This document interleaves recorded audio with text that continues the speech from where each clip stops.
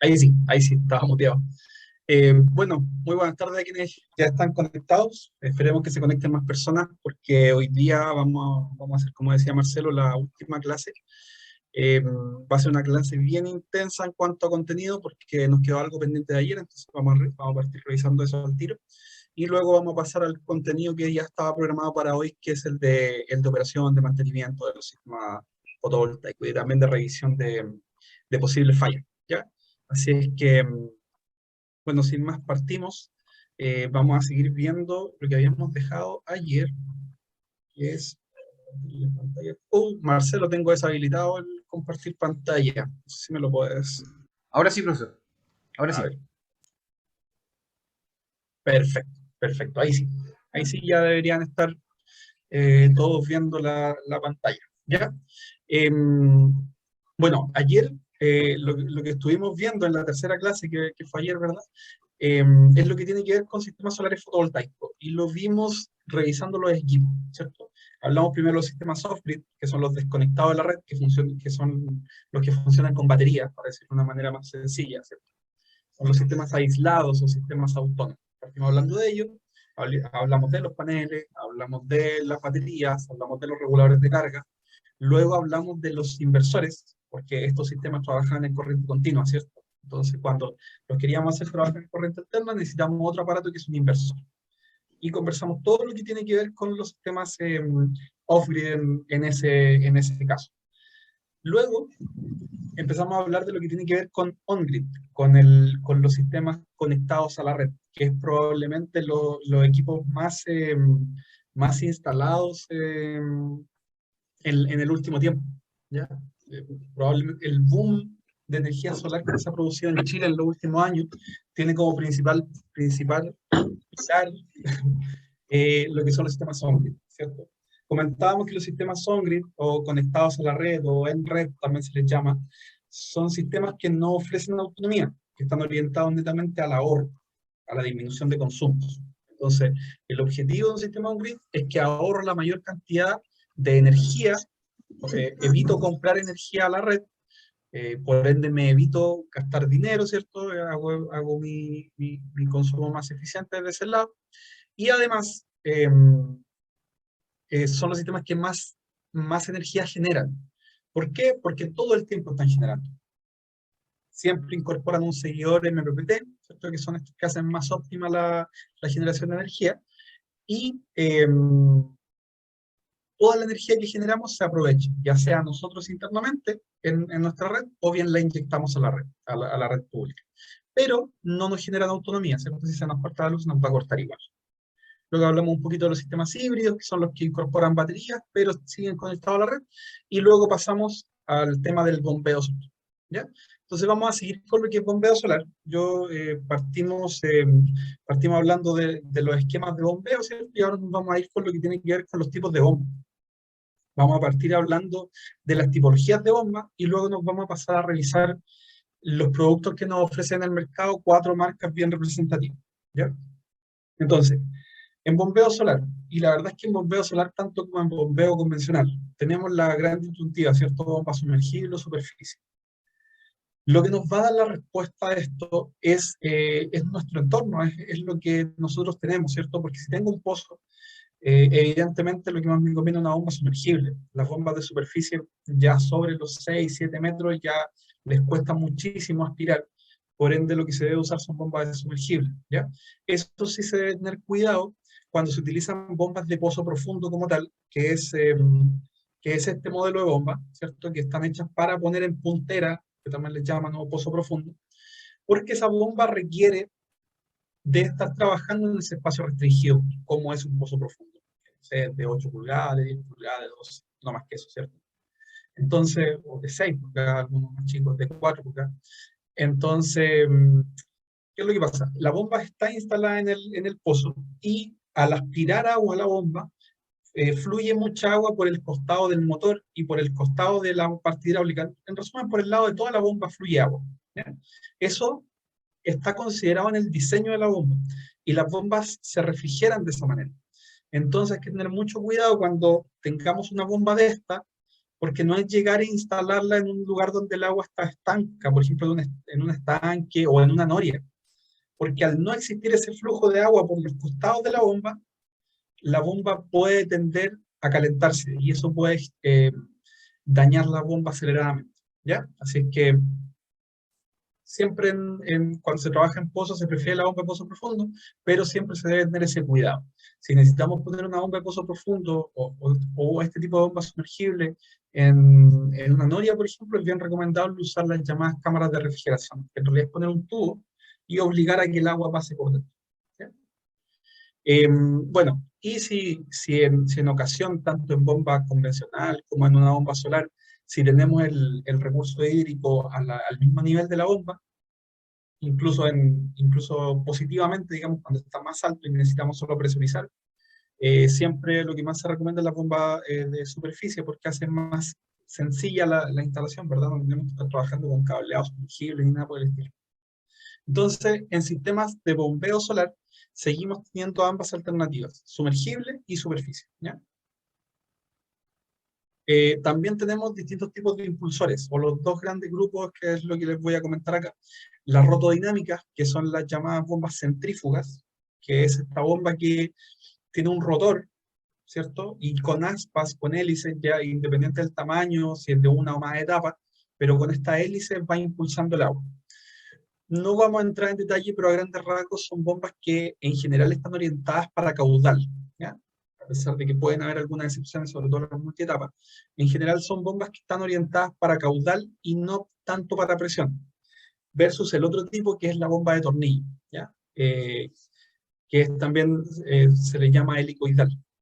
En realidad el nombre es bomba helicoidal. Y el de tornillo es el nombre un poquito más informal. Este tipo de bombas ya trabajan probablemente con caudales más bajos, pero con mayores niveles de presión. Entonces, yo a lo mejor, si tengo que elevar mucha agua, mucha altura, probablemente voy a elegir una bomba de tornillo, pero si tengo que no elevar, pero si tengo que entregar un caudal importante, probablemente me voy por una bomba centrífuga, ¿cierto? Están, están ambos mundos. Y ambos mundos existen tanto en bombas superficie como de pozo profundo, ¿ya?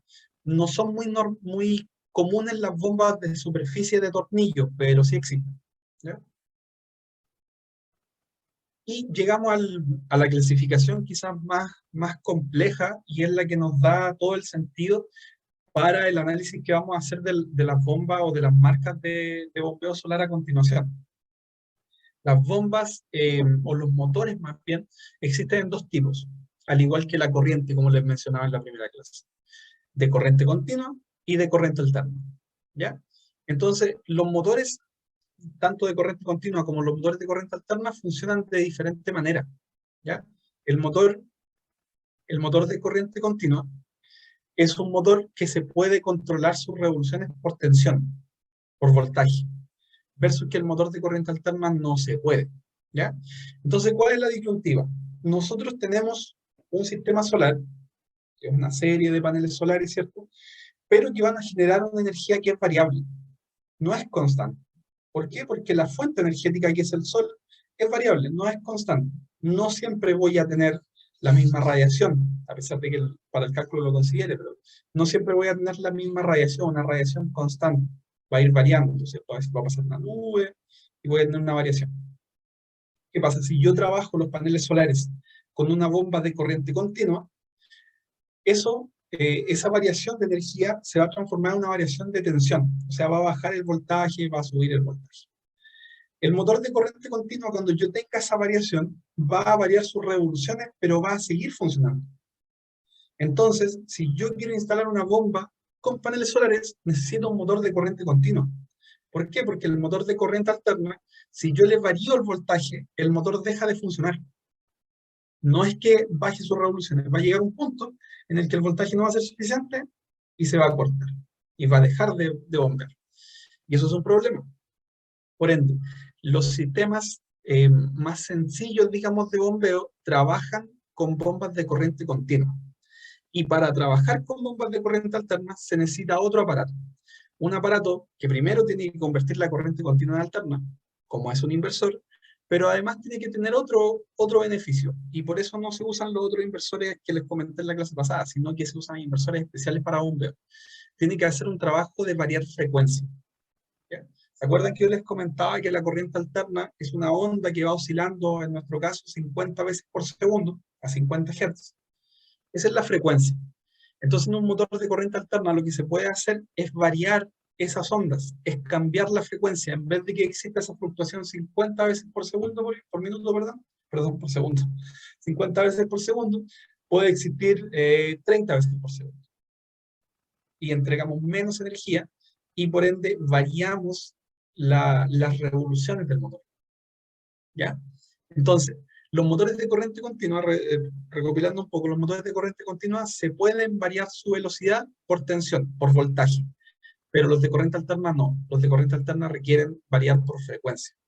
Por eso existen, si alguien ha visto instalaciones de mayor tamaño, comúnmente en bombas trifásicas, ya sea en riego de mayor tamaño o bien en industria, se utilizan equipos que son variadores de frecuencia, no solares, sino que variadores de frecuencia convencionales, y se utilizan para controlar la velocidad de los motores. Muchas veces lo utilizan netamente para ahorrar energía, ¿ya? Como una alternativa incluso a los partidores suaves. Entonces, tenemos esos dos mundos, ¿ya? ¿Qué entendemos con esto? Primero, si yo tengo una bomba convencional, no sé, de un HP, ¿no? Y quiero hacerla funcionar con energía solar, muchas veces es más fácil cambiar mi bomba por una bomba de corriente continua que estarle agregando a la bomba ya existente un inversor con variador de frecuencia, porque en ocasiones eso me va a salir más caro que cambiar la bomba, ¿ya? Entonces, para ver un poquito más en específico esto, les voy a mostrar lo que ofrece en el mercado 4 marcas que son probablemente los fabricantes más utilizados en nuestro país, ¿ya? No digo que sean los únicos, no digo que sean los mejores, no digo que tengan que comprar esto, sino que netamente son de referencia, ¿ya? Son probablemente con los que tengo más experiencia personalmente. Y la gracia de mostrarles estas marcas es que nos muestran un espectro bastante variado de lo que se puede hacer con energía solar, porque cada uno de ellos entrega productos diferentes al del otro, y tienen orientaciones también bien diferentes. Entonces podemos ver qué es lo que se puede hacer en el ámbito de bombeo solar analizando estas marcas, ¿cierto? La primera es Lorenz. Lorenz es probablemente la marca más vendida en Chile de bombeo solar, es una marca alemana, que también es una de las más antiguas que produce bombas solares, llevan como 30 años en esto. Y tienen una gama de productos tremenda, o sea, tienen bombas de hasta 450 metros de elevación, de hasta 550 metros cúbicos de caudal por hora. Entonces son bombas o sea, tienen una gama de productos muy, muy variada, ¿ya? Y la primera gama de productos, que es probablemente la más vendida, la que más podemos encontrar en Chile, son las PS, que son en su línea de bombas sumergibles, ¿ya? Tienen una gama de 1, 2, 3, 4, 5 motores, desde los 150 watts hasta los 4000 watts, eh, y en ellos van cambiando las partes hidráulicas, alguna helicoidales, alguna centrífuga multietapa, dependiendo del objetivo de la bomba, ¿ya? Y bueno, según lo que dice ahí, hasta puede llegar en este caso a 79 metros cúbicos por hora y hasta 450 metros por una agua, metros de elevación, ¿ya? Son bombas de corriente continua. O sea, si yo quiero instalar un sistema de esto, evidentemente tengo que cambiar la bomba, en el caso de Lorenz. También existe la alternativa en bomba de superficie. Básicamente los motores son los mismos, solamente cambia la carcasa, ¿cierto? Y la parte hidráulica. Y sobre los 4 kilowatts de potencia, ellos ya trabajan bombas trifásicas de corriente alterna, ¿ya? Entonces aquí ya tenemos el cambio. Estas bombas que veíamos inicialmente, que son bombas de corriente continua, son bombas que trabajan variando voltaje, pero ya estas de corriente alterna son con variador de frecuencia. Por supuesto, si nosotros compramos el sistema, en este caso Lorenz, nos van a vender su bomba de corriente alterna trifásica y su variador de frecuencia trifásica, ¿ya? Y viene todo como un kit listo para trabajar, y tienen bombas de hasta 40 o 60 kilowatts, bombas bastante grandes, ¿ya? Entonces tienen dos líneas de producto, la parte PS, que es la línea que trabaja en corriente continua, y la PSK, que es la línea que trabaja con corriente alterna trifásica. Hay algunos accesorios que permiten, por ejemplo, conectar las bombas en la red, pero siempre se requiere un accesorio adicional.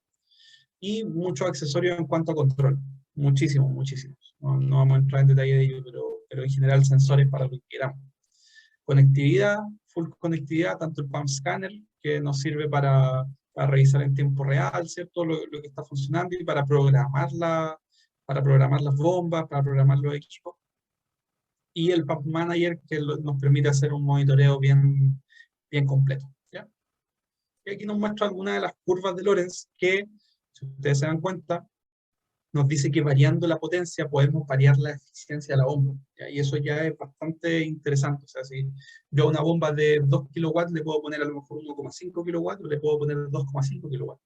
Y la bomba me va a permitir cierta flexibilidad dependiendo de la potencia fotovoltaica que le instalemos. Luego nos vamos a pasar a otra marca, que es probablemente la más económica de la que les voy a mencionar, que es Taifu.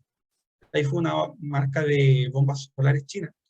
La verdad es que muchos de sus productos se ven como ingeniería inversa de Lorentz. Hay muchos productos que parecen copiados literalmente de Lorentz.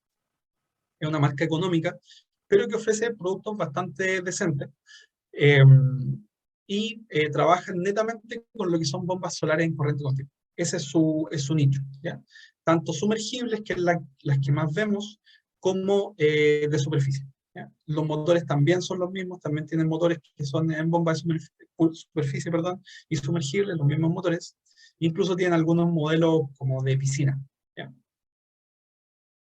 En Pro tenemos que, bueno, son bombas que tienen buena relación calidad-precio, o sea, podemos encontrar bombas de buen valor o de relativamente buena calidad a precios bajos, y que tienen las opciones de funcionar totalmente autónomos. Tanto estas como las Lorentz están pensadas para ser bombas instaladas, por ejemplo, en mitad de un campo, y que no tenga que nadie encenderlo ni apagarlo. O sea, en el día va a salir el sol y la bomba va a empezar a trabajar, y en la noche, cuando se oculte el sol, la bomba se va a apagar sola porque no hay energía y listo. Y va a hacer ese ciclo todos los días, ¿ya? Eh, Como punto en contra, probablemente lo que pasa muchas veces es que el soporte de fábrica no es de lo mejor del mundo, ¿ya? Entonces, hay que tener ahí un ojo con, por ejemplo, el dimensionamiento. En el caso de Lorentz, que les mostraba antes, existen software con los cuales podemos calcular las bombas, ¿ya? Comúnmente es del fabricante, y es que tener una licencia que la tenemos los instaladores. Pero en el caso de iPhone no existe ese tipo de software, ¿ya? Entonces el dimensionamiento es un poquito más delicado, y eso, sumado al hecho de que las bombas trabajan en márgenes, en rangos más pequeños, hace que sea bien delicado el dimensionar estas bombas, ¿ya? Porque si nos equivocamos en el panel que vamos a instalar, podemos generar algún daño. Siempre viene acompañada su central de control con los indicadores básicos, ¿cierto? Y en el interior la central tiene los controles que nos podrían servir, pero está pensada netamente para dejarla instalada y no tocarla nunca más, ¿ya? Y acá tenemos las curvas. En este caso no hay variación, no nos informa el fabricante por variación de rendimiento de la bomba por potencia. O sea, simplemente nos dice la curva de la bomba a potencia pico, o a potencia nominal. El siguiente fabricante del que les voy a hablar es Grundfos. Grundfos es una marca bien, bien interesante. Es una alternativa real a Lorentz, con un nivel de calidad igual o quizá en algunos casos superior, eh, que nos ofrece bombas solares ACDC, o sea, que trabajan con corriente alterna y continua. Y esa es la maravilla de estas bombas. Unas bombas europeas también son danesas, de Dinamarca. El caballito de batalla de esta marca son las SQ Flex, que es una bomba de 1800 watts que nos permite trabajar desde un panel. A lo mejor es una bomba de 1800 watts, pero yo le puedo instalar un panel de 300 watts y la bomba va a funcionar. A menor potencia, pero va a funcionar. O le puedo instalar 3000 watts y voy a asegurar que la bomba va a trabajar todo el día full de capacidad, ¿ya? Y no necesariamente requiere trabajar con central de control, como eran los dos modelos anteriores. En este caso, eventualmente podríamos poner, por ejemplo, un panel y conectarlo directo a la bomba, y la bomba va a trabajar, porque tiene un rango de tensión que es espectacular. trabajan en corriente continua desde los 30 a los 300 volts y en corriente alterna de 90 a 240 volts. Eso significa que yo podría poner, no sé, 2, 3 paneles, lo que quiera, dependiendo del caudal que necesite, y podría poner un switch. Entonces en el día bombeo con paneles solares y en la noche bombeo con corriente alterna de la red o con un generador, por ejemplo. ¿Ya? Y la bomba va a trabajar de todas maneras. Así que aquí ya hablamos de productos bien interesantes. También tienen su alternativa de superficie, ¿cierto? Los mismos motores con otras carcasas y con otra alternativa de parte hidráulica, ¿cierto? De comportamiento hidráulico. Y también nos ofrece su sistema de variadores de frecuencia, de inversores solares con variador de frecuencia, que es el RSI Inverter. ¿Ya?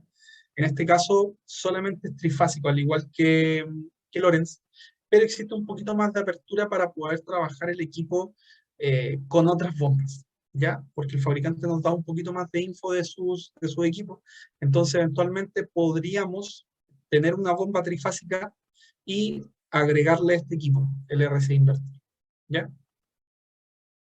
Existen también las alternativas de sistemas de controles para las bombas de corriente continua, aunque no son específicamente necesarios, solamente es como un accesorio para encender, apagar la bomba y ver algún mensaje, pero más que eso no tiene más funcionalidad que ello, ¿ya? Y en el caso de sus curvas, también, al igual que Lorenz, es un fabricante bien completo que nos informa cómo se va a comportar la bomba en relación a la potencia que le instalemos, ¿ya? Entonces, de hecho, ustedes pueden ver acá que es un rango mucho más largo, en este caso nos dice desde 100 watts instalados hasta 1400 watts. Entonces, si yo a una misma bomba le pongo un panel de 200 watts, por ejemplo, o le entrego 200 watts, me puede entregar 5 metros de columna de agua. Pero si le pongo 1400 watts, me puede entregar 120 metros de columna de agua, ¿ya? Entonces, va dependiendo lo que yo necesite, la potencia fotovoltaica que le voy a instalar a la bomba. Y yo creo que el gran beneficio en este caso de estas bombas es la gran variabilidad de cosas que podemos hacer. O sea, desde conectar un grupo electrógeno, conectarla a la red, conectar un generador eólico incluso. Así que alternativas hay muchísimas en este caso con Grundfos. Y la última marca que les voy a hablar es SolarTech. SolarTech es una marca china también, al igual que Taifu, pero que en este caso están orientados a lo que son los inversores solares o los variadores de frecuencias solares, ¿ya? Ese es su gran foco. Ellos también producen bombas, pero el gran foco con el que han entrado a Chile, de hecho, es el tema de los variadores. Y tiene un gran beneficio incluso a Grundfos y a Lorenz, y es que nos ofrecen un modelo, que es el que está a la izquierda, el PBS, que sirve para bombas monofásicas. O sea, yo con este equipo eventualmente podría tomar la bomba que he tenido siempre a lo mejor en el campo de un HP y alimentarla con paneles solares, ¿ya? Poniendo los paneles y poniendo este equipo, va a funcionar sin problemas, sin necesidad de batería, ¿ya? Ahora, no siempre es la mejor alternativa, porque eventualmente el precio que me va a costar esto y la cantidad de paneles que voy a tener que poner, porque comúnmente un variador de frecuencia no es tan eficiente como una bomba de corriente continua, por ende voy a necesitar más cantidad de paneles. No necesariamente esto me va a salir más barato que una bomba de corriente continua por estar ahorrándome la bomba. A veces de verdad conviene más cambiar la bomba, habría que ahí evaluarlo en cada caso. Preguntan acá si sería tan amable, porfa, si fuese posible un resumen. Eh, bueno, cuando partimos hicimos un pequeño resumen. De hecho, en estricto rigor estamos terminando la clase de ayer. Así que es como una especie de resumen. Pero algo así vamos a hacer al terminar esto. Bueno, y en el caso de las bombas de este tipo, de esta marca, el beneficio es que también nos permite trabajar de manera mucho más fácil que las marcas anteriores con bombas que no son propias de esta marca, ¿ya? O sea, es probablemente el fabricante que a lo mejor nos entrega más info de manera sencilla para nosotros poder ir y decir, ok, tengo mi bomba, la voy a alimentar con este variador. Y además, en el caso de hacer eso, a diferencia de las bombas de corriente continua, tenemos el beneficio de que podemos ocupar la bomba de siempre y podríamos eventualmente seguir usándola con corriente alterna, si es que tenemos corriente alterna, ¿ya? Entonces podríamos usar de día la bomba con el variador y de noche la bomba con corriente alterna de la red. Y eventualmente estaría funcionando sin problema, ¿ya? Entonces, con esto llegamos al final de esta presentación, que era la presentación de ayer. Vimos, ¿cierto?, lo que es el sistema soft-grid, que son los sistemas con batería. Vimos los sistemas on-grid, que son los sin batería, que están orientados al ahorro. Vimos los híbridos entre medio y vimos el bombeo solar.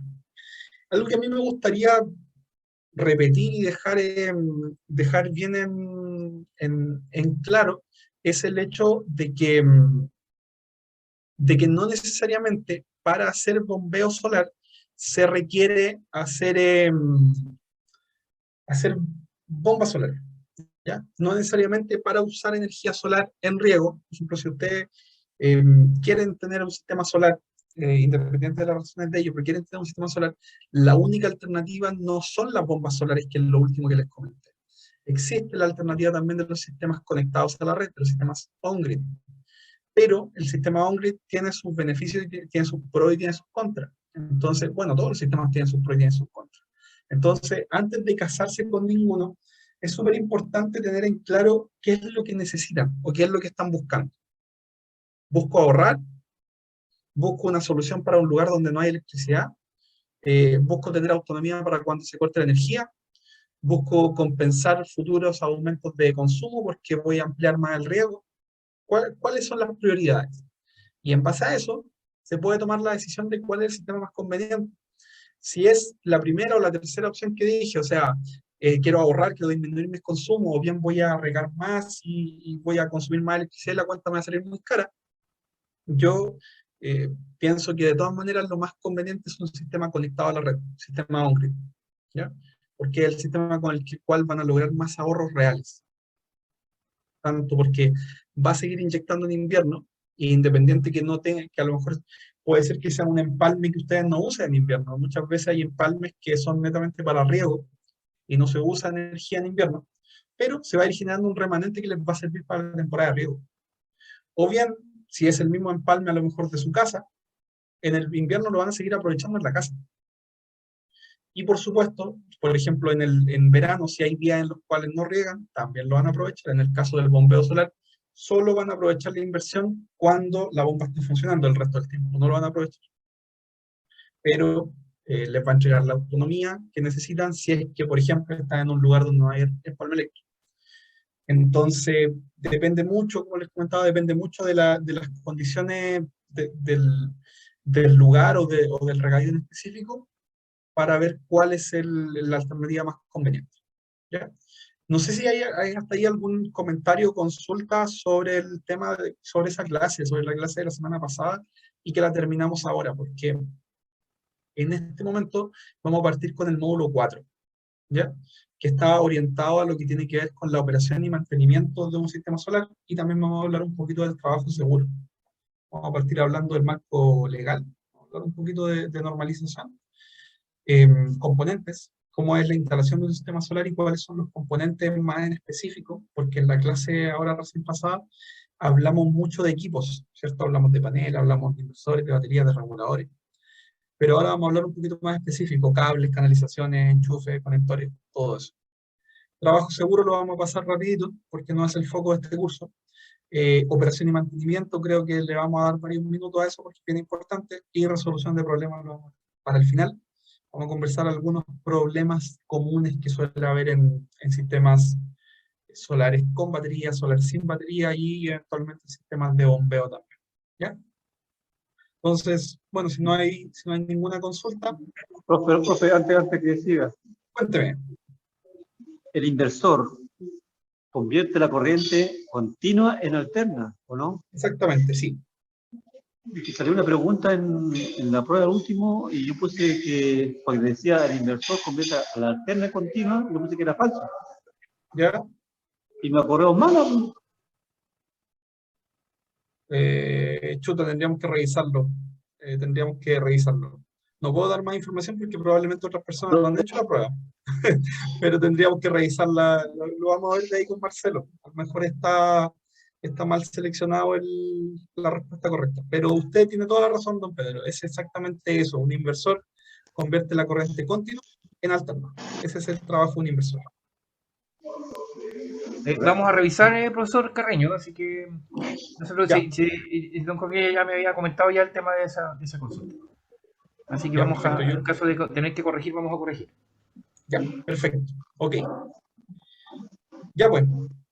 Partimos entonces con el tema del módulo 4 y vamos a partir el módulo 4 con un tema de normativa. ¿Ya? Yo les he hablado bastante de los sistemas on-grid, que son los conectados a la red, que el gran beneficio que tienen los sistemas on-grid, ¿cierto? Que trabajamos en conjunto con la red y nuestra batería, por decirlo de una manera, es la red, es la compañía eléctrica.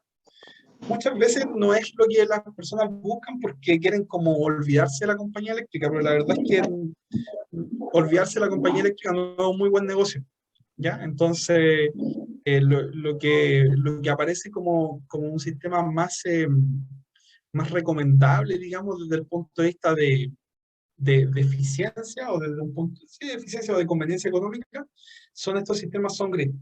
Pero un sistema on-grid siempre debe hacerse la tramitación, que es la legalización de un sistema on-grid, ¿ya?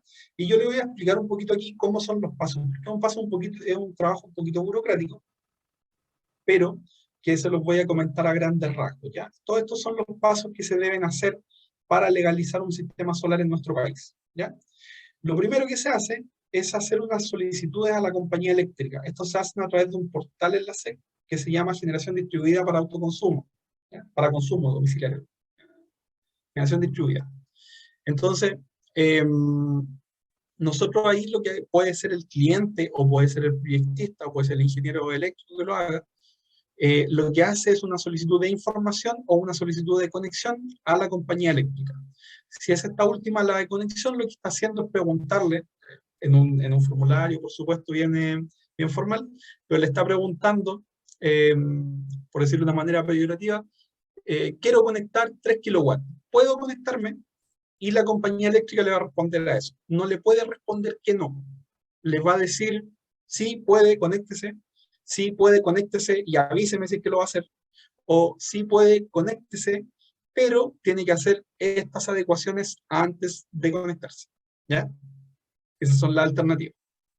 Entonces, una vez que nosotros recibimos esa respuesta, hay dos alternativas. Una, si nos dan el condicionante de responder, nosotros tenemos que enviar el documento de respuesta, que es la manifestación de conformidad, en la cual nosotros le decimos, ok, acepto sus condiciones distribuida eléctrica, voy a instalar un sistema como el que le dije, y deme los siguientes 6 meses para hacer esta ejecución, que es el tiempo legal. ¿Ya? Si no enviamos esa manifestación, vamos a perder el proceso y esto queda hasta ahí. Enviamos esa manifestación, estamos conformes, perfecto.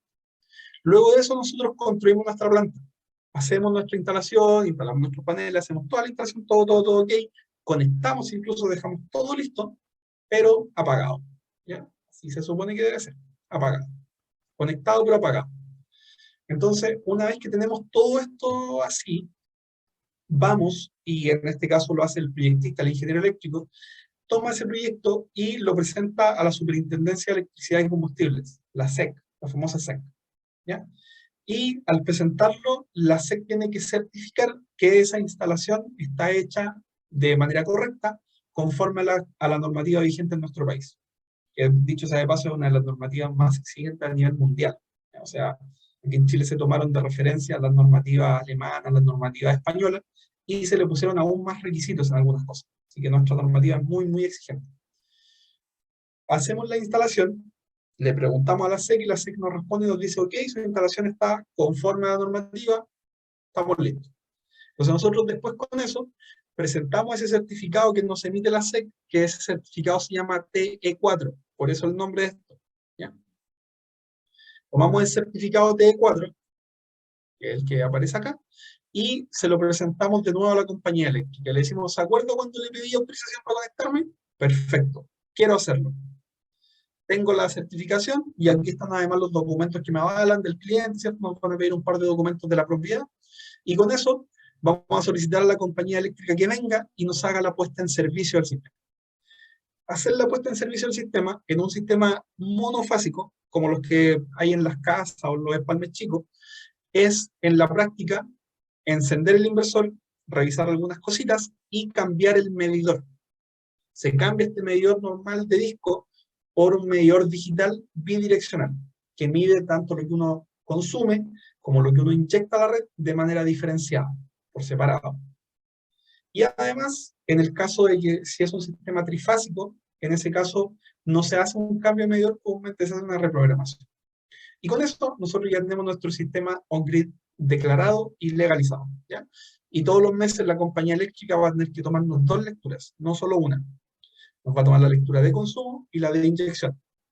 Y en la boleta o en la factura de electricidad nos va a decir, perfecto, usted consumió, no sé, 100 kilowatts, vale tanto. Usted inyectó 100 kilowatts, eso vale tanto. Suma resta a pagar 0 pesos o 5 pesos, lo que sea. ¿Ya?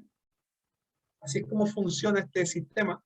Y las compañías eléctricas normativamente tienen hasta 6 meses para devolver dinero si es que eventualmente hay remanentes acumulados mes a mes. ¿Ya? O sea, por ejemplo, si yo genero un excedente de dinero este mes, o sea, generé más de lo que consumí y además me sirvió para cubrir los gastos fijos, y aún así tengo remanente, o sea, tengo más plata a mi favor, la compañía eléctrica me va a emitir una factura en cero. No me va a devolver plata, sino que me va a emitir una factura en cero y me va a decir, le quedó tanta platita pendiente para el otro mes. Si se juntan 6 meses así, al 7º mes la compañía eléctrica tiene que generarme un vale vista o alguna transferencia en la cual me devuelvan ese dinero, me paguen ese dinero. Y de hecho hay algunas compañías que lo hacen antes, por ejemplo CGE ahora en último tiempo lo están haciendo cada 60 días. O sea, si pasan 2 meses seguidos, ya hacen la devolución del dinero. ¿Ya? Bueno, como les explicaba, la tramitación se realiza en el portal de la SEC, en el apartado de generación distribuida para autoconsumo, y ahí la verdad es que es una web que se las recomiendo si es que quieren aprender más de energía solar, porque hay muchísima información. Está el hecho de cómo funciona esta normativa, están los equipos autorizados, que es súper importante que cuando instalemos equipos que están certificados, ¿cierto? Aquí está el listado con todos los equipamientos autorizados del mercado. A veces no está muy actualizado, pero están ahí. Tanto los inversores, los microinversores, los paneles, está todo ahí respaldado, ¿ya? Y además, en el portal de la SEC también funciona el e-declarador, o el i-declarador, que es donde entraría el ingeniero eléctrico para hacer la declaración del sistema, a través, con la SEC, ¿cierto? Además, bueno, la SEC también, en este apartado, no nos alcanza a ver acá, tiene el tema de reclamos. Así que si es que en algún momento hay algún problema con la compañía eléctrica o con quien sea, por aspecto de net billing o por facturación o por lo que sea, también se puede hacer el reclamo a través de la SEC y es lo más efectivo que la SEC responde. Entonces, vamos a empezar a hablar un poquito de las instalaciones, ¿ya? O sea, les comentaba que la SEC nos pide varias cosas, entonces les voy a ir comentando algunas de las cosas más relevantes que la SEC nos va pidiendo. Y la primera, o sea, los paneles tenemos que ponerlos en algún lugar, ¿cierto? La primera es la estructura. Nos pide que la estructura sea una estructura fabricada específicamente para sistemas de fotovoltaicos, para sistemas solares. Debe ser construida en acero galvanizado en caliente o bien aluminio anodizado. Siempre sin perforar, o sea, sin modificar la estructura, y deben incluir aterrizaje, o sea, conexión a tierra. La estructura en sí, hay que conectarle un cablecito a tierra y tener nuestra barra, ¿cierto? Nuestra malla de tierra. El tipo más sencillo de montaje es el tipo coplanar. En el caso del tipo coplanar, es lo que se utiliza en techos que comúnmente están inclinados y que comúnmente también están bien orientados. Entonces tenemos el techo y el panel va en el mismo sentido del techo, simplemente se ponen unas barras, que son especiales, son rieles de montaje, con sus patitas correspondientes, y con unas grapas que fijan el panel sin perforar el panel. Porque si nosotros perforamos y le metemos un tornillo al panel, perdemos la garantía. Entonces tenemos que usar este sistema de montaje que es de fábrica, ¿cierto? Nos entrega la opción, por ejemplo, hay montajes especiales para zinc, que son diferentes, por ejemplo, estos PV4, los que se utilizan a nivel industrial, tienen un sistema de montaje específico. Si es que quisiéramos montar paneles en teja, existe el sistema de montaje específico. Si queremos en zinc, en pizarreño, bueno, hay sistemas de montaje para todo lo que es el sistema de montaje más sencillo, más rápido de hacer, y nos entrega algunos beneficios, como por ejemplo que los cableados quedan bien protegidos. quedan bajo los paneles. Pero no siempre los techos van a estar orientados de manera óptima. A lo mejor el techo está orientado no al norte, sino que en otro sentido, o bien no tiene el ángulo correcto. Entonces, en esos casos, se requiere usar estructuras sobre los techos, estructuras inclinadas. Hay varios tipos, varios tipos, y la gracia es que nos permite orientar los paneles como nosotros queramos. O sea, si tenemos un techo al sur como este, podemos poner los paneles al norte y el sistema esté funcionando bien de todas maneras. ¿Ya? Eso sí, hay que tener cuidado con algunas cosas. Primero, con el cableado, porque en este caso ya los cables quedan expuestos, ¿no? Entonces se debe cuidar mucho el cableado y la normativa es bien restrictiva en cuanto a eso. Se requiere también cuidado en cuanto a lo estructural, porque esto está protegido con el mismo techo, pero esto el viento lo toma fácilmente. Entonces, la fijación al techo debe ser también bien hecha, y también los sellos, por supuesto. Si es que hay lluvia, esto no se puede filtrar. Lo que sí es más probablemente tingente a este curso son las instalaciones empotradas en piso, ¿cierto? Que son comúnmente inclinadas, o sea, tenemos los paneles inclinados, pero la estructura está fijada en el piso, en el suelo, no en un techo. En este caso también, ¿cierto?, tenemos que trabajar con estructura de aluminio o de acero galvanizado, dependiendo del proveedor que tengamos, y tenemos dos grandes alternativas desde el punto de vista del montaje. Existe esta, que esta, si ustedes se fijan, no sé si se alcanza a ver bien en la foto, tiene unas patas que va a un pollo de hormigón. ¿Ya? Entonces aquí abajo, escondido en la tierra, hay un pollo de hormigón y estas patas van a pernar. Ese es uno de los sistemas que comúnmente se utiliza para instalaciones pequeñas o medianas. Ya cuando se trabaja a escalas mayores, se trabaja el sistema de montaje de hincado. El hincado es una fijación que no requiere fundación, no requiere un pollo de hormigón, sino que simplemente es un fierro que va enterrado y lo entierra una máquina. Es igual al que se utiliza, las cosas que van hincadas son, no sé si se han fijado alguna vez cuando están instalando las barreras de contención de las carreteras.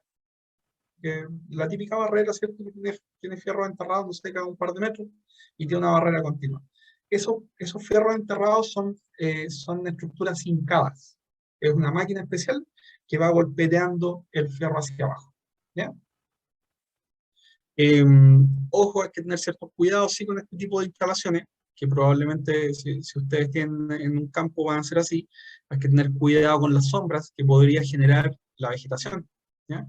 Aquí está limpio, pero comúnmente después en primavera esto está lleno de pasto, ¿cierto? Entonces hay que tener cuidado con que ese pasto primero no afecte algo de la estructura, o bien que no genere sombra. ¿Ya? Y hay que tener cuidado también con el cierre perimetral. Si tenemos animales, cosas así, hay que cuidar estos paneles de ellos. Y del vandalismo también, por supuesto. Y lo que es el punto más alto, digamos, el sistema de montaje más avanzado que hay son los seguidores, o el tracking, que se llama. Es un equipo ya sea de un eje o de dos ejes. En este caso es un seguidor de dos ejes, que lo que hace literalmente es una paleta que va siguiendo al sol durante todo el día. ¿Ya? Algunos, como este de dos ejes, con más efectividad que el de un eje. El de un eje no es tan exacto, pero es mucho más preciso que un sistema fijo. Ahora, estos sistemas son bastante caros, ¿ya? Entonces comúnmente no se justifican mucho, porque antiguamente se justificaban, pero hoy día, por ejemplo, esa paleta es posible que cueste tanto o más que esos paneles. Entonces, lo que pasa mucho hoy día es que a veces conviene más poner 1, 2, 3 o 5 paneles más en una estructura fija que invertir en un seguidor, porque el seguidor sale caro y además tiene costos de mantenimiento, o sea, hay que hacerle mantenimiento para que el sistema funcione bien, y tiene más probabilidades de falla, porque son más componentes, ¿cierto? Entonces, es más probable que en algún momento deje de funcionar, versus que una estructura fija es una estructura fija, o sea, más allá de uno preocuparse de que no haya óxido, que no haya corrosión, trabajando con buenos materiales no tiene por qué haberlo, y de preocuparse una vez cada un año de ir a revisar que no hay un perno suelto, ¿no? Aparte de eso no es mucho más, pero en este caso sí vamos a requerir un mantenimiento. Eso en cuanto a lo que tiene que ver con estructura. Nos vamos a pasar a lo que es cableado, ¿ya? Lo que se debe utilizar para cablear la corriente continua de los paneles solares es el llamado cable solar. ¿Ya? El cable solar es un tipo de cable que está con esta nomenclatura, con la H1Z2Z2-K, que nos exige un par de cositas para los cables y es un nivel de calidad de los cables. ¿Ya? ¿Qué es lo que tiene de especial? Primero, el alambre, el cable que va adentro es cobre estañado. ¿Ya? Eso le da algo mejor de conductividad que el cable normal. Además de eso, la verdad es que la mayor diferencia que tiene este cable con un cable convencional es la aislación, es el recubrimiento. ¿Ya? Primero, porque tiene filtro UV, o sea, está fabricado, preparado para quedar al sol y que el cable no se dañe con eso. Ahora, la normativa chilena, yo les decía que era muy exigente. La normativa chilena, a pesar de que nos pide que siempre usemos cable solar, no nos permite que el cable quede expuesto al sol. ¿Ya? Así que el cable siempre debe protegerse con canalización. Independiente de ello, debemos usar cable solar que tiene resistencia al filtro UV. Y además tiene resistencia a su aislación para trabajar en voltajes altos, en 1000 volts o en 1500 volts, por ejemplo. ¿Ya? Así que siempre la conexión de los paneles, sobre todo si son varios paneles, a lo mejor cuando es uno o dos paneles no podrían no ser tan relevantes, pero siempre, aunque no sea un sistema certificado, siempre debiese usarse este tipo de cable para conectarlos. ¿Ya? Y para hacer las conexiones debe usarse el estándar, que son los conectores MS4, que es este tipo de conector que está aquí a mano derecha. ¿Ya? Y acá está con su cable puesto. ¿Ya? Es el conector estándar que entregan todas las marcas de todos los fabricantes de paneles. Y tiene varios beneficios. Este conector, primero, un conector muy, muy seguro, que no es fácil de conectarlo. Tiene unas grapitas que funcionan súper bien. Es un conector de una vida, o sea, si yo conecto un cable, después el conector no puedo sacar el cable de ahí nunca más. O sea, pongo un cable, hago un conector y de ahí no sale nunca más. Y al unirlos, queda hermético, ¿ya? Porque trae un sello, ese circulito rojo que no sé si lo alcanzan a ver en ese conector en el macho. Entonces, tengo un conector para cada polo. ¿Cuál es la gracia de eso? Que además de permitirnos conectar un panel con su consumo, nos permite hacer conexiones en serie.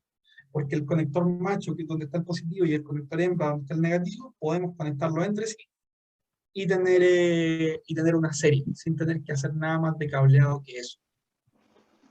¿Ya? Entonces, este tipo de conectores es el estándar, digamos, para trabajar en sistemas solares. Nos permite hacer estas conexiones de manera rápida y de manera segura. Además, existen opciones de conexiones en paralelo, que comúnmente son estos accesorios como I o en este caso de 1 a 3, que nos permite, por ejemplo, conectar 2 paneles en paralelo o 3 paneles en paralelo. ¿Ya? Eso sí, siempre y cuando para instalaciones pequeñas. Para instalaciones grandes hay otras soluciones que se las voy a mostrar así. Y lo que dice acá también comentárselo, o sea, requieren conectores los paneles requieren estos conectores para su interconexión. Los conectores como estos deben ser seguros, resistentes al agua y a los rayos ultravioleta. Todas esas características tienen este tipo de conectores.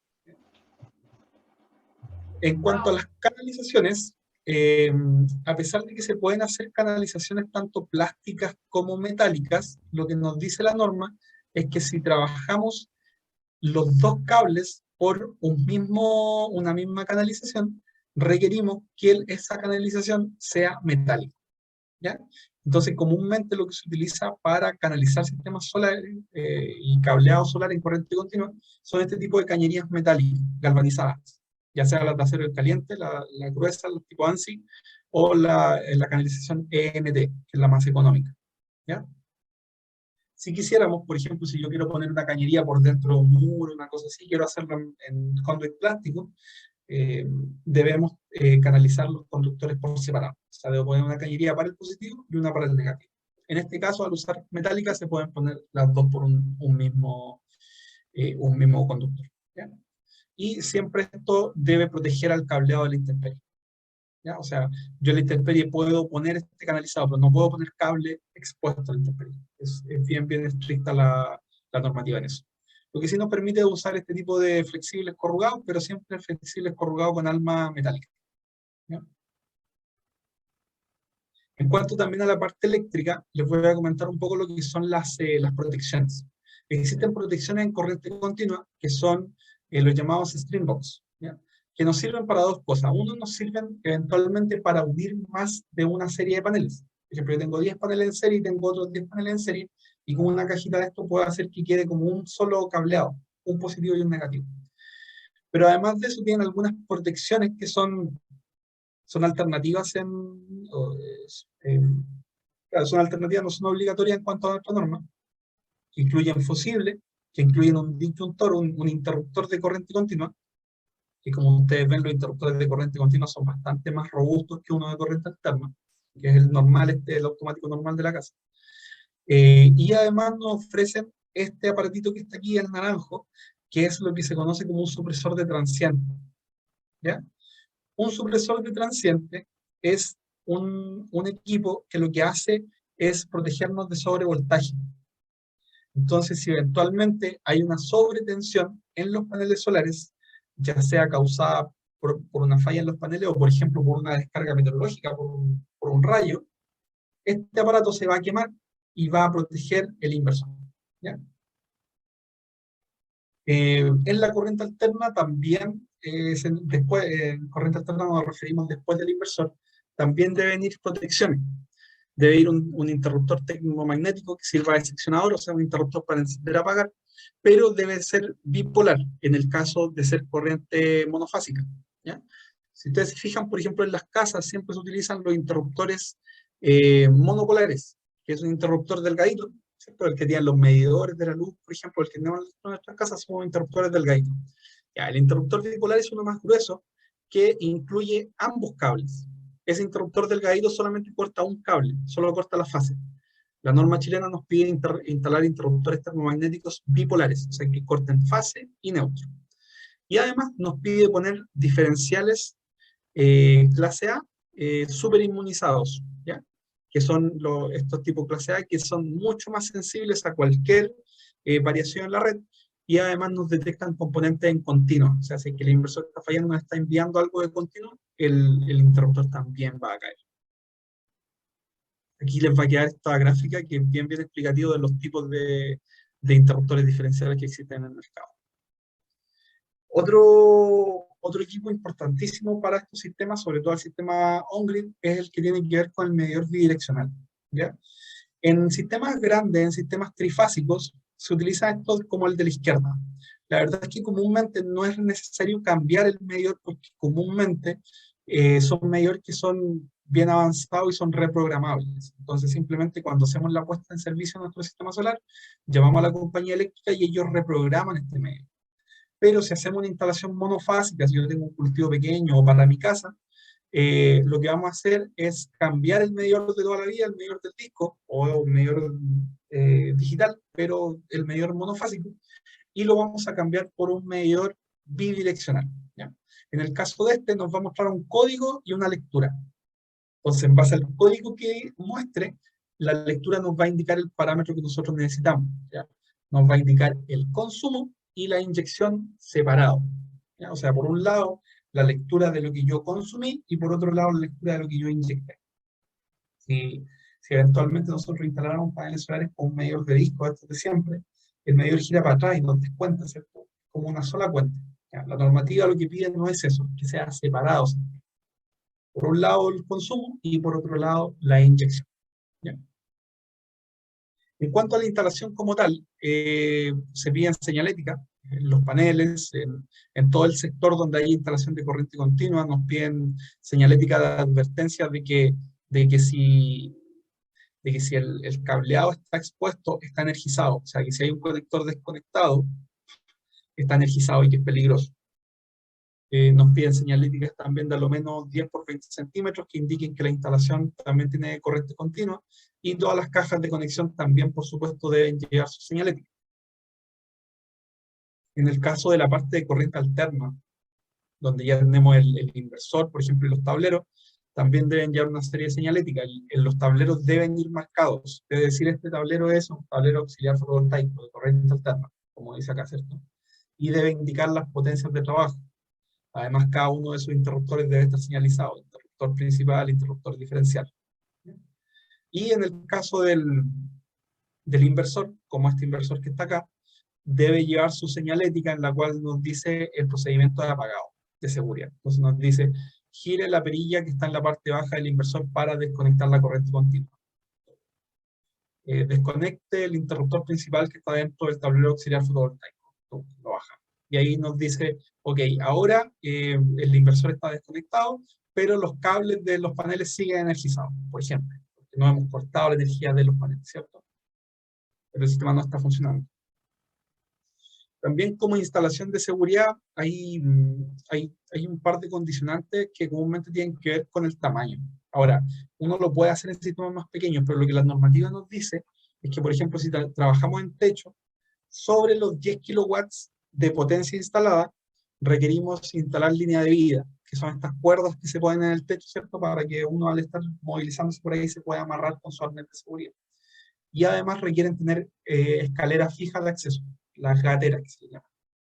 Y también, en el caso de sobre los 30 kilowatts, o sea, ya sistemas más grandes, debe tener un pasillo técnico para poder caminar. ¿Cierto? Aquí tenemos un pasillo técnico ahí y tenemos un pasillo técnico acá. A lo menos el pasillo técnico debe tener 45 centímetros de ancho para poder caminar de manera cómoda. ¿Ya? Y en cuanto a las instalaciones de piso, la normativa nos dice que sobre los 10 kilowatts es obligatorio el cierre perimetral. ¿Ya? O sea, sí o sí, sobre los 10 kilowatts debemos hacer un cierre, un cercado exclusivo para el sistema solar, exclusivo para la paleta de paneles. ¿Ya?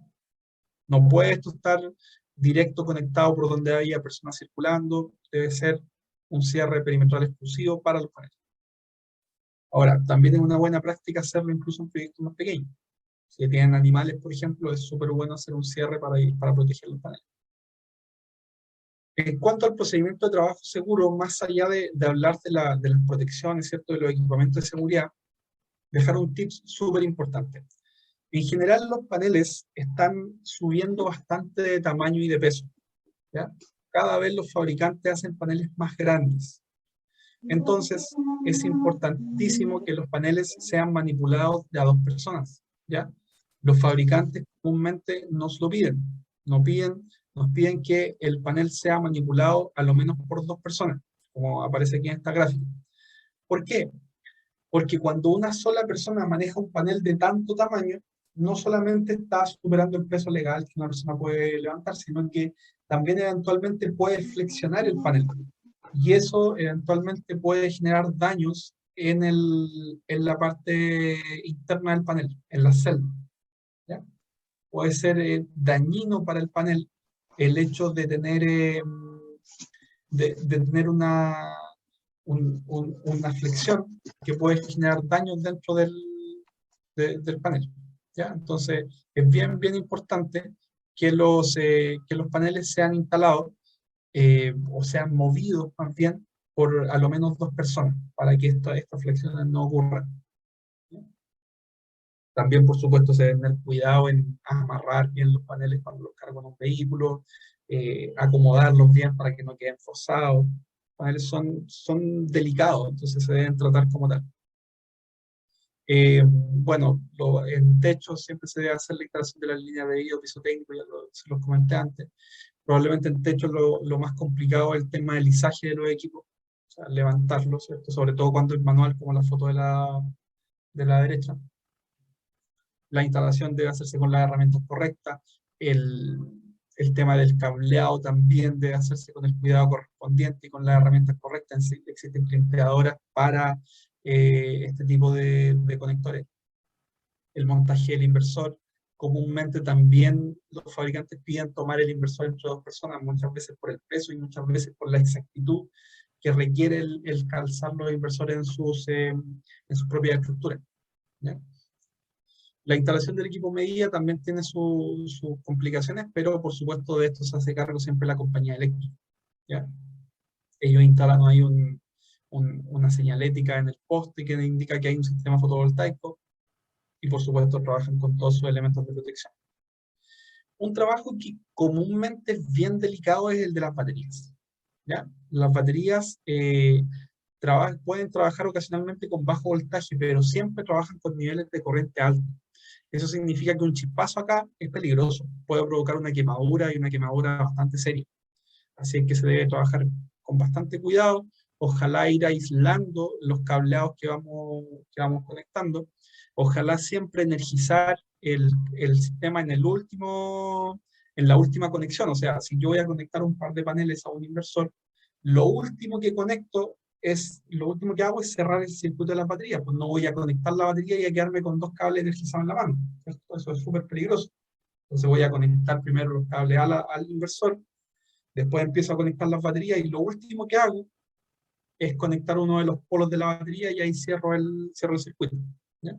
Entonces se debe hacer con cuidado y además también se debe tener cuidado, por ejemplo, en el movimiento de las baterías. Las baterías son pesadas. Una batería, por ejemplo, de 200 amperes, una de electrolito líquido, pesa 60 kilos fácilmente. Entonces, a lo menos debe ser tomada por dos personas. Y en cuanto al mantenimiento, bueno, más allá del trabajo seguro, de tener cuidado con el trabajo en específico, el mantenimiento es súper, súper importante realizar, ¿ya?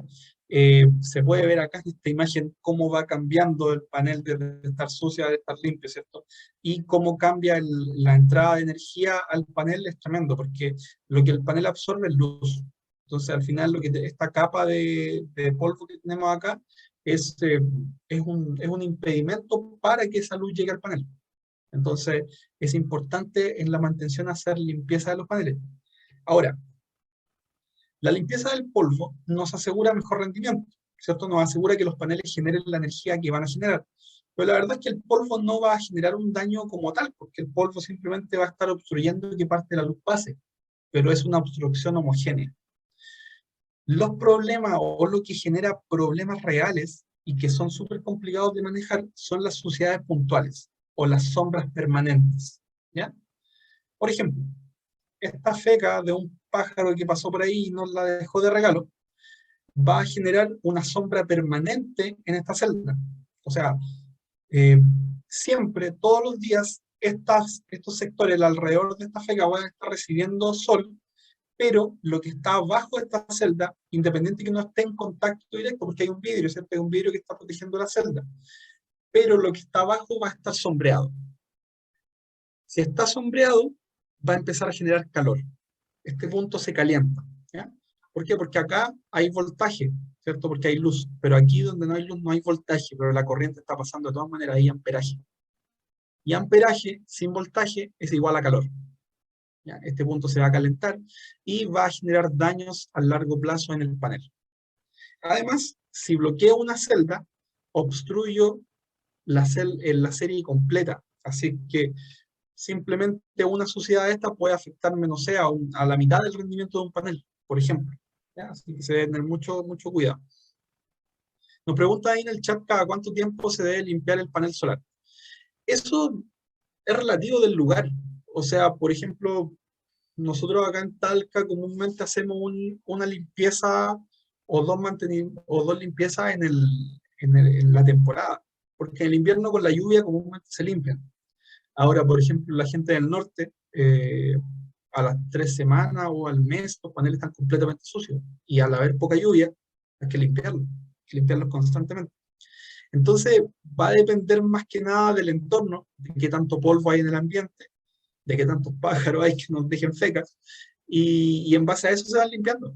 O sea, preocúpese básicamente de que el panel se mantenga limpio, no es necesariamente que estén siempre brillosos, o sea, a veces va a haber un poco de suciedad, pero que no estén así, ¿cierto? O sea, si están así, evidentemente necesitan ser limpiados, ¿ya? Si están así como esta parte de la izquierda, también evidentemente necesitan ser limpiados. No hay un tiempo definido, sino solamente cuando vean que están sucios, limpiarlos. Y en específico, cuando vean que hayan manchas de este tipo, también limpiarlas, retirarlas con bastante cuidado, con agua y con algún paño seco. O sea, suave, perdón, no seco, suave. Puede ser seco, pero la idea es que sea suave.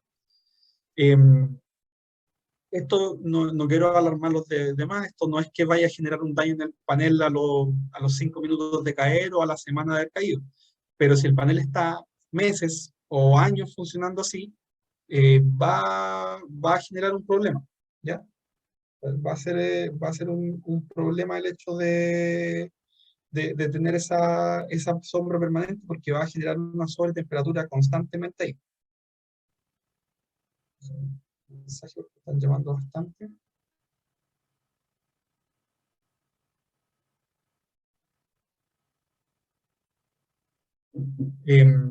Así que lo que más se debe tener cuidado en cuanto al mantenimiento es lo que tiene que ver con las sombras permanentes, como lo son, por ejemplo, este tipo, el tema de las fecas de paja, ¿ya? Entonces, acciones a realizar para un mantenimiento preventivo en un sistema fotovoltaico. Partimos por la inspección visual en todos lados, ¿cierto? Los paneles, una inspección visual, puede ser solo a distancia o cerca, si se tiene acceso, poder hacer una limpieza de los paneles con agua y con una esponja o con un paño suave, ¿ya? Si tenemos batería, hacer una revisión también visual, revisar que los bornes de la batería estén limpios, en caso de no estarlo, hacer una limpieza y eliminar los posibles sulfatos que puedan tener con una escolla de acero y con bicarbonato. Debe hacerse también, por supuesto, la verificación del correcto funcionamiento del banco de batería. Si tenemos regulador de voltaje o inversores, todos los equipos de electrónica, en general es inspección visual y revisión de programación si es que el equipo lo permite. Por ejemplo, revisar también los historiales, ¿cierto? Que algunos equipos también nos permiten revisar historiales de funcionamiento, historiales de errores. En el cableado también la inspección visual es súper importante, identificar posibles daños físicos en los cables, ver si es que la aislación está en buen estado, si es que no pasó un ratón por ahí y se comió alguna aislación, que les gusta muchísimo. Revisar también si hay sulfato u óxido, ¿ya? Revisar sobre todo las partes expuestas de los cableados. Y en general, todo el sistema se debe revisar una verificación visual de su integridad, ¿cierto? Y revisar que el sistema esté funcionando normalmente. Si yo, por ejemplo, tengo un sistema conectado a la red, tengo que preocuparme de que esté generando lo que corresponde. Cualquier proyectista probablemente le va a entregar a usted un estimado de cuánto el sistema debe generar. Entonces, si genera la mitad de lo que la persona me indicó, lo que corresponde es darle un vistazo y ver qué es lo que pasó, o qué es lo que está pasando, ¿cierto? Ahora, ¿qué no hacer nunca? ¿Ya? Aguas calcáreas, aguas duras, aguas con mucho sarro, ¿ya? La cal o el sarro deja marcas blancas en el agua que también, en el panel, perdón, al momento de limpiarlo, que pueden disminuir el rendimiento, ¿ya? O sea, idealmente que el agua sea agua limpia. Nunca utilizar agua demasiado fría sobre un panel que está caliente. No vamos a tomar agua de pozo y lavar los paneles en verano a las 3 de la tarde. Eso puede generar un shock térmico y puede dañar los paneles. También, nunca lavar con mucha presión. O sea, están totalmente prohibidas para efectos de mantenimiento usar hidrolavadoras, por ejemplo, para los paneles. No se puede. ¿Por qué? Porque pueden dañar los sellos, pueden y deteriorar las juntas, las uniones que tienen los paneles, ¿ya? Y tampoco se hace necesaria la utilización de disolvente o detergente. A pesar de que hay equipos o hay detergentes que podrían ser usados, de preferencia no usarlo, a menos que sean usos muy puntuales como un limpiavidrio o algo así, pero por favor a nadie se le vaya a ocurrir limpiar el panel con SIF, porque lo va a dejar todo rayado, ¿ya? En cuanto a la operación, por ejemplo, la operación de un sistema de bombeo solar son funcionamientos totalmente autónomos. Tenemos programaciones automáticas, ¿cierto? Los sistemas parten solo en la mañana, solamente lo que podemos hacer o lo que nos da trabajo es la revisión de parámetros.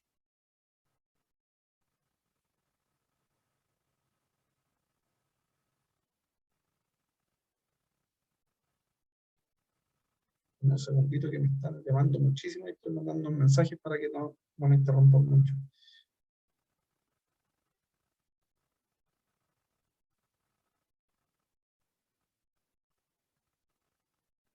Ya. Entonces, lo que sigue es el tema de las pruebas de funcionamiento, ¿ya? ¿Qué es lo que podemos hacer para revisar de que nuestro sistema esté funcionando correctamente? Lo que se hace es revisar en los paneles fotovoltaicos, en la batería o en el regulador de carga, si es que vemos que tenemos alguna anomalía, revisión de parámetros. ¿Cuáles parámetros? Tensión, corriente, ¿ya? ¿Y eso cómo se hace? Con un multímetro o con un multitester, ¿ya? Si alguien tiene alguna base eléctrica o le interesa aprender más, y le interesaría revisar su sistema, lo primero en lo que tendría que invertir es en un multitester, como estos dos del centro y la derecha, ¿ya? Ya sea un multímetro sencillo o un multímetro con pinza amperimétrica que nos permita hacer mediciones de corriente en corriente alterna, ¿ya? El uso del tester, bueno, comúnmente con una ruedita vamos seleccionando las distintas funciones. Les voy a dejar esta info también si es que quieren aprender a leer un tester. Bueno, acá están todas las indicaciones porque yo les voy a mostrar las que son las más relevantes, las más usadas. La primera, que se va a usar, por ejemplo, si es que no sabemos si los paneles están generando energía, es medir voltaje en los paneles. ¿Cómo se mide el voltaje en los paneles? Bueno, sabemos que es corriente continua, ¿cierto? Entonces, en el tester seleccionamos el área de corriente continua, que es esta, la que está acá. No sé, yo asumo que están viendo lo que yo estoy rayando, ¿cierto? Y que está marcada con una B de voltaje y con el símbolo de corriente continua, ¿ya? Ahí, dependiendo de la escala a la que estemos trabajando, si es algo pequeño, 20 volts, si es algo un poquito más grande, probablemente la escala de 200 volts sería la más utilizada, ¿ya? Con esto yo ya voy a saber si es que los paneles me están entregando tensión. Entonces, por ejemplo, si el sistema no me está entregando energía, yo lo primero que hago es, no sé, en el regulador mido tensión. No tengo, ok, voy a los paneles y mido tensión. Entonces veo hasta dónde está llegando la energía y dónde no, dónde está obstruido su camino. También está la opción de medición de tensión en corriente alterna. Por ejemplo, si es que, no sé, la bomba no me funciona o un foco no me enciende, perfecto, necesito medir voltaje después del inversor y ver si es que el inversor es el problema y el inversor me está entregando. En este caso, el voltaje del inversor, por supuesto, se mide en corriente alterna, no en continuo. Y está señalizado con la misma B, pero ahora con el símbolo ahí de la corriente alterna. ¿Ya? Otra posibilidad, esto ya es más para revisar cuánta energía está pasando. El voltaje solamente nos va a decir si es que hay diferencia de potencial, si es que hay disponibilidad de energía, pero si queremos medir cuánta energía está pasando, tenemos que hacer una medición de corriente, ¿ya? En corriente alterna podemos usar los que tienen tenaza amperimétrica, como el que mostré en la primera foto, y en corriente continua tenemos que hacer una conexión en serie de uno de los cables. Ya no se toman positivo y negativo, sino que se toma, por ejemplo, el positivo solamente y se conecta en serie con el tester. Y acá seleccionamos la parte de corriente, que es esta, donde está la A. ¿Cierto? Está la A porque es amperaje. Y está con el símbolo ahí de la corriente continua. ¿Ya? Y otra medición que es bien interesante en los testers es el test de continuidad. Que con el test de continuidad, por ejemplo, podemos revisar si es que hay algún cable malo en nuestra instalación. Si, por ejemplo, yo tengo los paneles, medí en los paneles y los paneles tienen voltaje, pero mido al lado del inversor y ahí no tengo voltaje, una opción es probar el test de continuidad para poder revisar si es que el cable está bueno. Lo que hace acá es revisar que el circuito esté cerrado. Entonces, se conecta, se pone en este punto, ¿ya?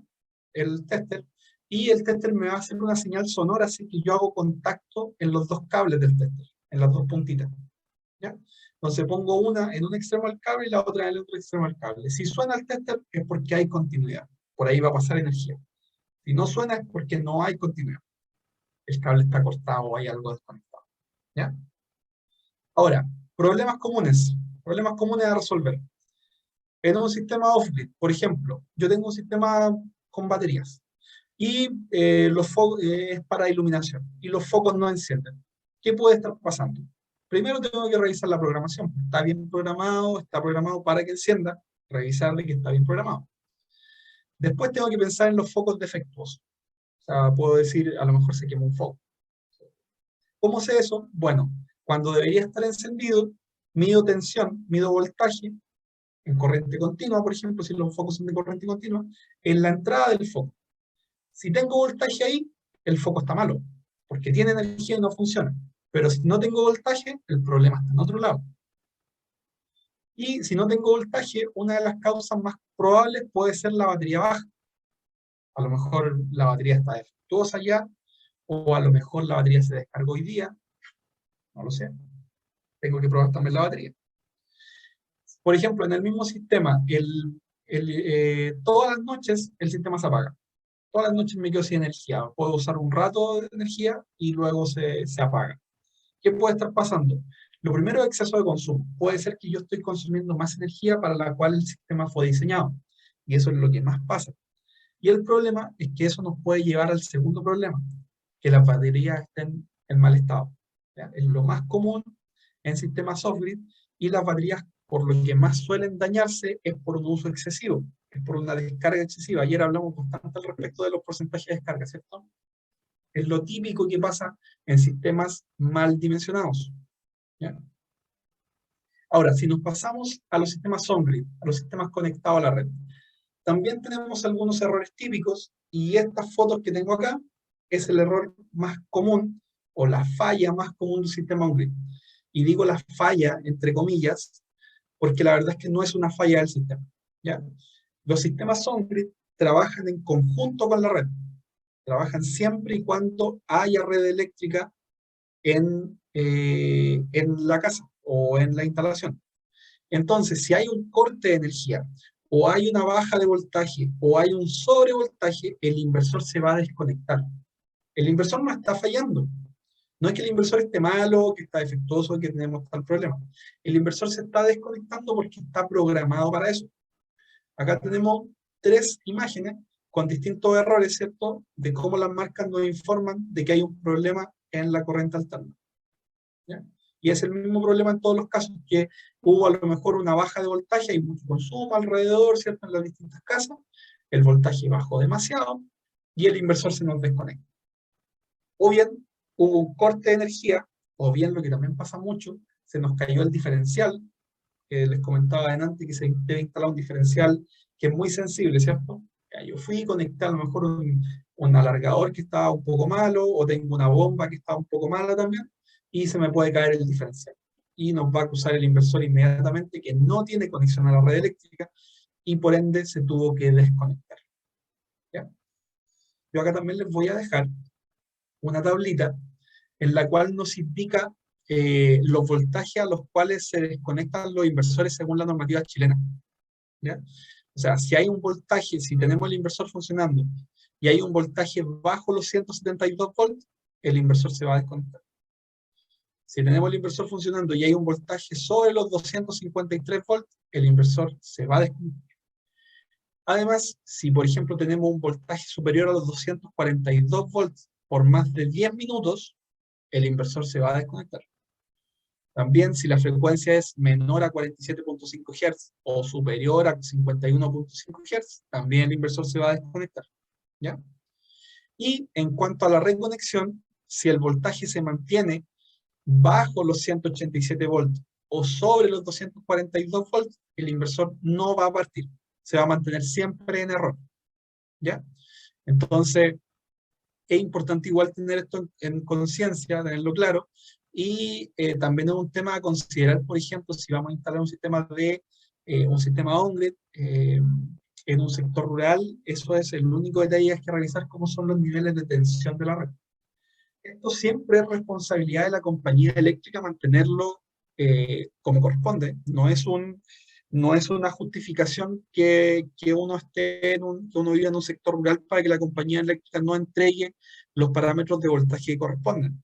Pero en ocasiones pasa que los voltajes son bajos, los voltajes son altos, y la compañía eléctrica se demora meses, si es que no años, en responder y en presentar una solución. ¿Ya?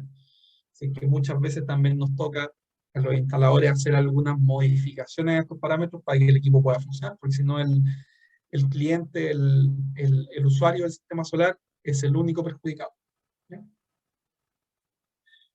Problemas comunes también en cuanto al sistema on-grid, inversor bloqueado. ¿Ya? El primero es el de desconexión de la red, o el segundo que está marcado acá, que es el que también les comentaba, y hay otra que es la falla de tierra, que también no es menor. ¿Ya? Los inversores están todo el tiempo revisando de que no hayan descargas de energía a tierra. Por ejemplo, si se dañó un cable y hace contacto con tierra, el inversor se va a bloquear por eso. Entonces, nos va a entregar un error con un código, una falla súper rebuscada, pero es de las pocas que pueden existir. El inversor nos va a arrojar un código y deberíamos revisarlo en el manual, o bien llamar a nuestro instalador para que lo revise. También, y que puede ser un tema común, es la baja producción de energía. O sea, a lo mejor un cliente puede decir, yo pensé que mi sistema me iba a generar más energía.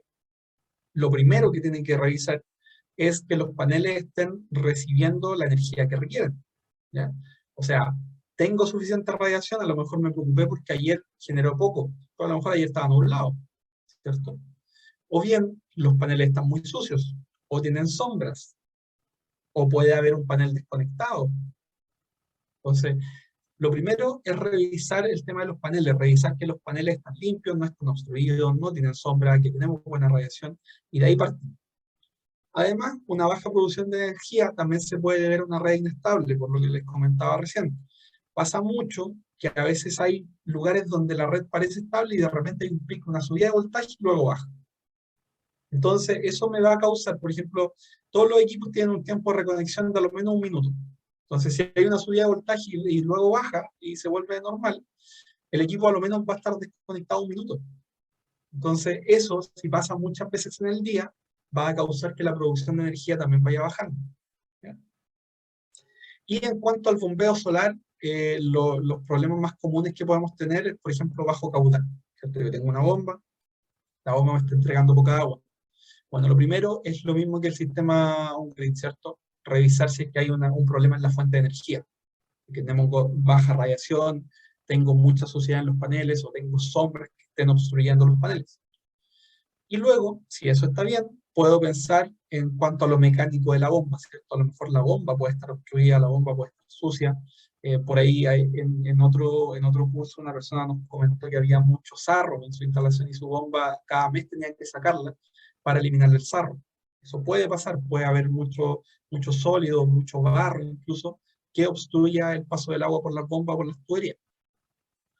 Y si ya tenemos un nudo caudal, por ejemplo, tenemos radiación, los paneles están energizados, yo medí tensión y tengo tensión, pero la bomba no funciona, lo primero que podemos revisar es el tema de los sensores. Comúnmente las centrales de control de las bombas nos avisan y nos dicen cuál es el problema que está pasando.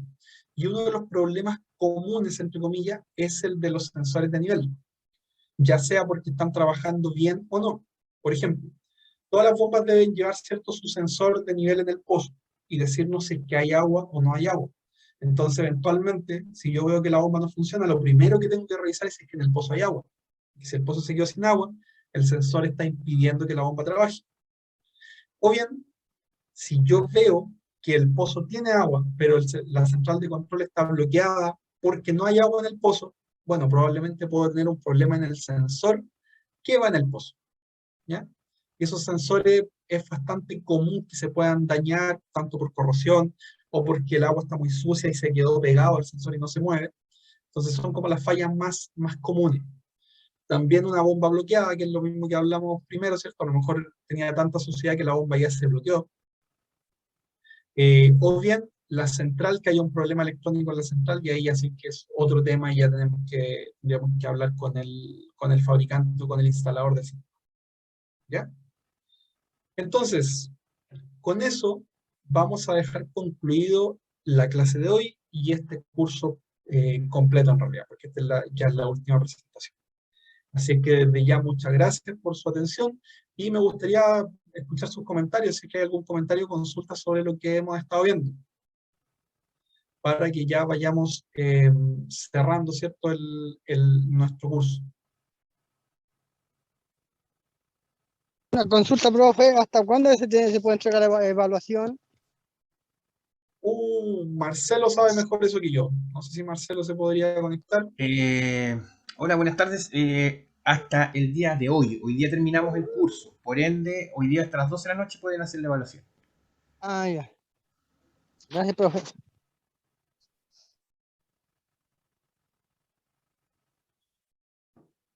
¿Hay algún otro comentario o consulta respecto al curso?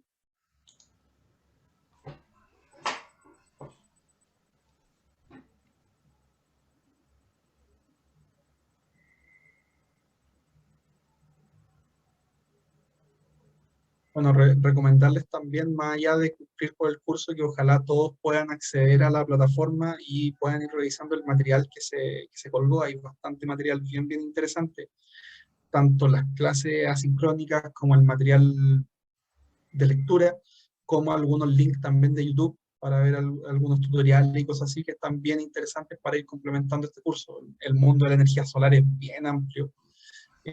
Nosotros acá solamente vamos dando una pincelada y una forma de ir entendiendo como el contexto, pero si se quiere aprender más en profundidad, por ejemplo, de la batería o de los sistemas conectados a la red, hay mucha información y hay harta información que se les colgó ahí que está disponible. Así que, Profe, ¿habrá alguna vez algún programa de instalación de paneles así?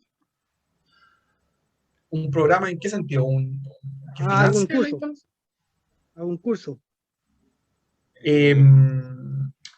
Bueno, no sé, Marcelo, si es que hay Sí, planificado bueno, este curso, ustedes saben, está financiado por INDAP.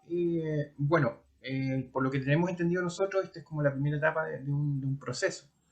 Así es que yo creo que la misma gente de INDAP se va a comunicar con ustedes en el caso de que haya una segunda versión, que ya sea como más específico, digamos, de este curso, o tal igual como indicaba el alumno, algo como de instalación, ¿ya? Así es que son las personas de INDAP las que se van a comunicar con ustedes respecto a esos temas y obviamente conforme a la demanda que haya respecto a estos temas de fotovoltaico, que yo sé que la idea es esa, se van a generar en el futuro más programas respecto a este tema.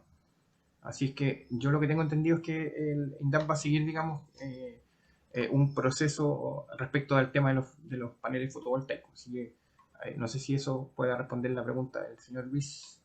Ya, muchas gracias, profe. Así que Una última consulta, profe. sí, don Pedro, diga. Respecto a los ángulos para colocar los paneles, yo sé que se tienen que orientar hacia el norte, noreste más bien, dice, ¿cierto? Pero ¿cuánto? A ver, en estricto rigor es al norte, a 0 grados azimut, ¿ya? En estricto rigor es justo al norte, ¿ya? Ahora, muchas veces nos desplazamos hacia el oeste, no al este, al oeste hacia la playa, Hacia la playa. hacia la playa, pero eso es por un tema climático, ¿ya? O sea, eh, eso va a depender más que de un tema de estudio, es un tema empírico, porque si yo sé que en donde yo vivo todas las mañanas, por ejemplo, amanece con niebla, y la niebla se disipa, no sé, a las 10 de la mañana, yo voy a ¿Ya? girar mis paneles un poquito al poniente, porque en la tarde voy a tener más radiación que en la mañana, ¿cierto? Ya, correcto. Pero en estricto rigor, en estricto rigor, es al norte seco, Al norte. justo al norte, Ya. sí. Ahora, si tiene desviaciones, bueno, hay pérdidas que se pueden evaluar y que no son tampoco tan Y en terribles. cuanto a los grados, profe, De inclinación, ¿sí? yo en la primera clase les comenté una forma Mira, bien facilitada de saberla, y es que a la la latitud. latitud donde usted vive, le suma 10 grados para el invierno y le resta 10 grados para el verano. ¿Ya? Ahí está. Entonces, si usted tiene un sistema, por ejemplo, un sistema de bombeo, los sistemas de bombeo se usan en verano, no en invierno, ¿cierto? Entonces, no sé, usted vive en Puerto Montt, en el paralelo 40, debería bajarle 10 grados, o sea, lo pone a 30 grados de inclinación. Ya, ¿Ya? en verano se baja. Ya, Eso ok. es. Ya, profe, gracias. Ya pues, muchísimas gracias a ustedes y bueno, espero que haya sido de su agrado el curso y el material todavía está disponible, así que ojalá que puedan acceder ahí a él. Sí, bueno, agradecer la participación en este curso, recalcarles que hasta el día de hoy a las 12 de la noche, si tienen contenido que no han visualizado todavía, la idea es que lo vean hoy día, lo terminen hoy día y tengan todos sus módulos aprobados para poder optar a la certificación. Y bueno, agradecer, don Luis, la experiencia y el conocimiento entregado en este curso. Y bueno, esperemos que nos podamos ver en otra ocasión para Creo una que sí, pues. posible segunda parte de este curso o la continuación de él.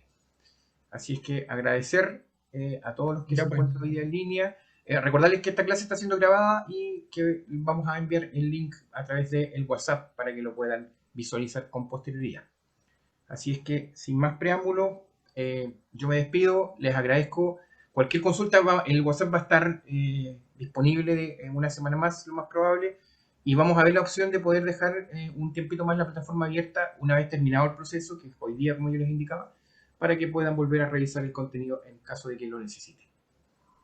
Así es que por mi parte me despido. Muchas gracias, don Luis. Gracias a todos por haber Ya pues. asistido. Muchísimas Oye, gracias, gracias. profe, gracias. Listo. Gracias. Gracias a ustedes, que estén muy bien. Un gusto. Gracias. Nos veremos. Hasta luego. Chao, gracias.